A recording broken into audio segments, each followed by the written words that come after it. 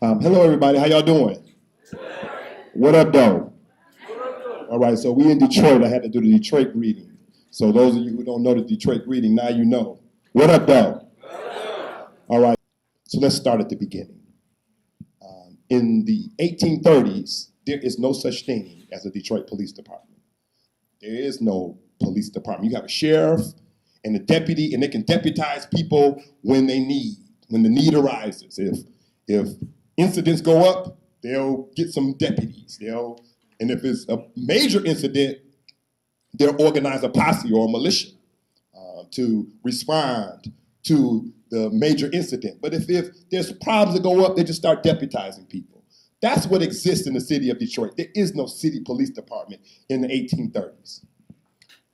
However, Detroit is a battleground for freedom because on one level, there are people in power in the city of Detroit who are pro-slavery. They are pro-white supremacy. And they're considered, in many circles, the foundation of the city of Detroit.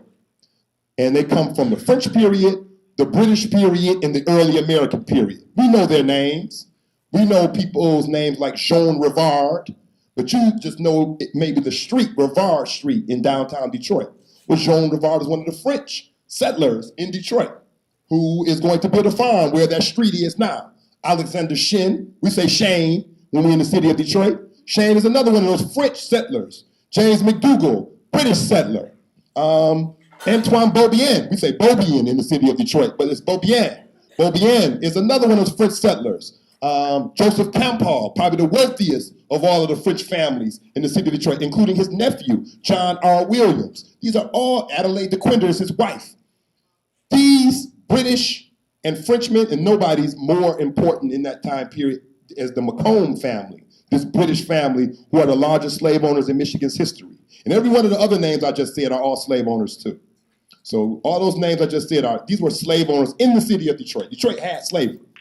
And so many of them, now that it's the American period, they are officials in the American government. They came here during the French period. And when the British took over, many of the French said, hey, British, we've been here. We know this place better than you. Make us the head of stuff. And the British say, well, you're right. You have been here longer than us. And they make the French powerful people the head of stuff. So Jean-Francois Hamtramck, we say Hamtramck, in the city of Detroit becomes an important person. Francois Livoinois becomes important. We say Livernois in the city of Detroit. So all of these people, these French wealthy individuals, all of whom I just named are slave owners in the city of Detroit, become part of the British administration of Detroit. As more and more British people come, they become influential too. And when this becomes American soil, the British and some of the French go to the Americans. Hey, we've been here. You know, we know the place better than you. You should let us be the head of this, head of the post office, head of this, head of that. And that's basically what they do. And I'm shortening this, but that's what they do. They become the head of a lot of stuff. And the oldest still existing business in the city of Detroit was founded by one of those families. The oldest still existing business in Detroit was founded in 1831 by, it was known as the Michigan Intelligencer and Democratic Free Press. You know it simply today as the Detroit Free Press. And it was founded by Joseph Campbell and his nephew, John R. Williams, who were slave owners when they founded it. And so the Free Press, of course, is founded as a pro-slavery newspaper. It could only be that, based on who founded it. It's a Democratic newspaper. In the 1830s, the Democrats are associated with Andrew Jackson. That's the standard bearer of the Democratic Party. During the Civil War, the Free Press sides with the South. So the Free Press is a Southern sympathizer during the Civil War because the Democratic Party is pro-South and pro-slavery and pro-segregation after slavery is over. And the Free Press is all of those. So the powerful people that I just stated are going to petition the state government or the territorial government in 1827. It's not yet a state, but the territorial government in 1827 to do something so that Detroit does not become a haven for freedom.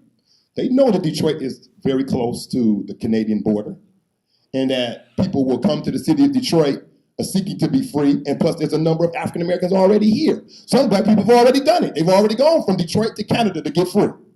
So these powerful people don't want that to continue or to extend, so they petition the territorial government, do something about that. We don't want this to become a haven for freedom.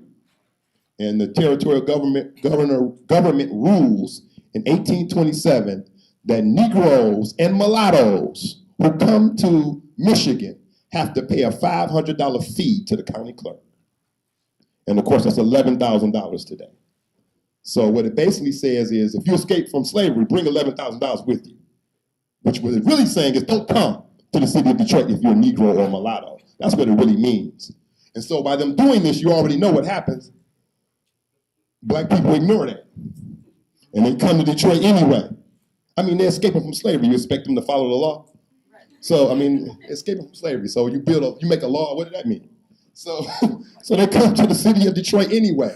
And in 1831, two people escaped from slavery, Thornton and Ruth Blackburn. They escaped from slavery in Kentucky. They make it to the city of Detroit. While they're here, they are identified by a family member of Thornton's slave-owning family. So Thornton, who escaped from a plantation in Kentucky, him and his wife, one of the members of the family that owned him is in Detroit on business and sees Thornton. Goes back to Kentucky, a judge writes up a writ. Two slave catchers come, they present it to the circuit judge here in the city of Detroit. The circuit judge says, okay, you have the right to claim your property. They hired a sheriff and deputy to assist them, $50 apiece. And all four of them apprehend Thornton and Ruth Blackburn and place them in the Detroit City Jail, which is behind what is now the CompuWare building in downtown Detroit. The Skillman Library sits on the site where the old city jail was. It's always been a jail on Gratiot. So the sheriff and deputy are there, two slave catchers are there, black people organize. They want to free these people. And so they organize. And women are leaders in this freedom movement. There's never been a time in African American history where women weren't at the forefront of any kind of movement, whether it was the Underground Railroad, whether it's the Civil Rights Movement, whether it's the Black Power Movement, whether it's the labor movement. The history is less patriarchal than the way we tell it. So when the stuff happened, women were doing a whole bunch of stuff. When we tell it, men did it all. Men did it, when we tell it. But when it was actually happening, if you could go back in time and be in the kitchens where all this stuff was being organized, or in the living rooms where all this stuff was being organized, in the churches where all this stuff was being organized, you see women doing all this stuff, not just serving tea and cookies. And so women are leading this uprising. I mean, this plan to free Thornton and Ruth Blackburn. And I'm gonna make it short. Caroline French, one of these women, is going to go to the jail, visit Ruth Blackburn, and inside the jail cell, switch clothes with Ruth Blackburn while she's in the jail cell. And Ruther is going to walk out with Tabitha Lightfoot. They can walk right past the sheriff because he don't know what women, all of them look alike to him. So they walk right by him, and she makes it to Canada, and she's free. The next morning, a crowd is outside. That crowd, of course, is going to rescue Caroline French. They're going to put pressure. Of course, you got to release Caroline because they want to hold Caroline and make her and sell her instead of Ruther. Since you switched, we're going to really make you switch. But this crowd outside of 400 people at least is going to get the sheriff, the deputy, and the two slave catchers to change their minds about that. But they're not going to change their mind about Thornton. And they're going to try to go through this crowd with Thornton. In the course of doing that, the sheriff is going to get killed.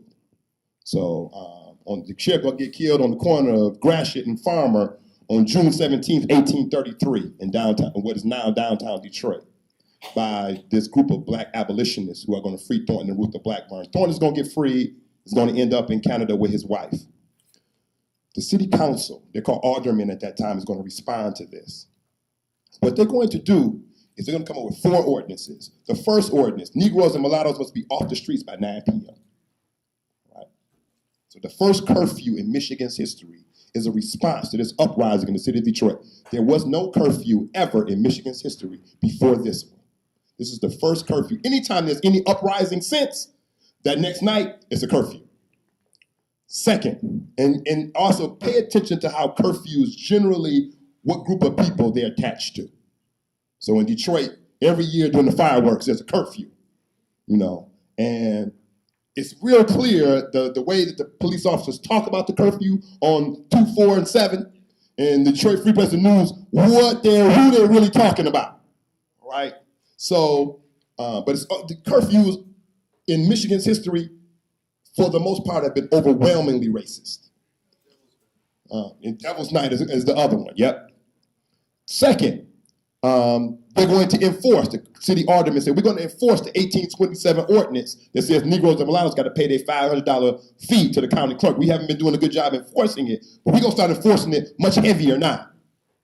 Third, Negroes and mulattoes cannot dock their boats on the Detroit River. They realized that they got thrown the route over to Canada. These Negroes must have some boats. Let's stop them from having boats.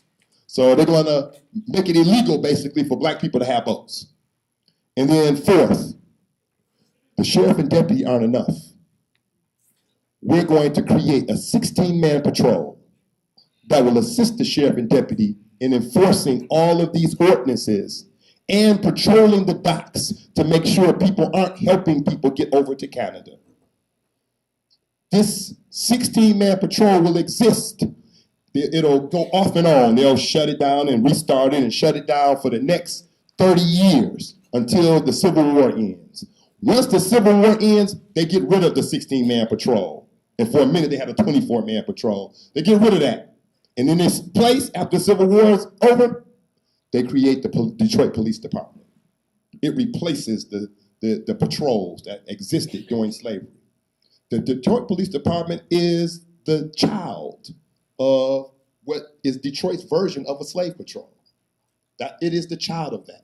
It is partly to attack African Americans in general and partly to attack African American organization, because that's what created the freedom of Thornton and Ruth Blackburn and the Underground Railroad movement in the city of Detroit. Because the people who freed Thornton and Ruth Blackburn 3 years later are the founders of Second Baptist Church, the oldest black church in the city of Detroit, the foundation of faith, the foundation of freedom, because it's a headquarters of the Underground Railroad, it's a station on the Underground Railroad, and the foundation for education is the first school for black people in the city of Detroit, because Detroit Public Schools doesn't allow African Americans to go to public school.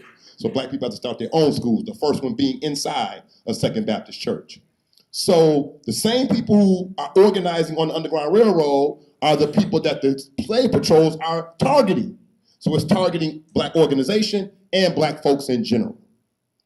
And so this is going to be, of course, the evolution or devolution, or whichever you call it, of the Detroit Police Department.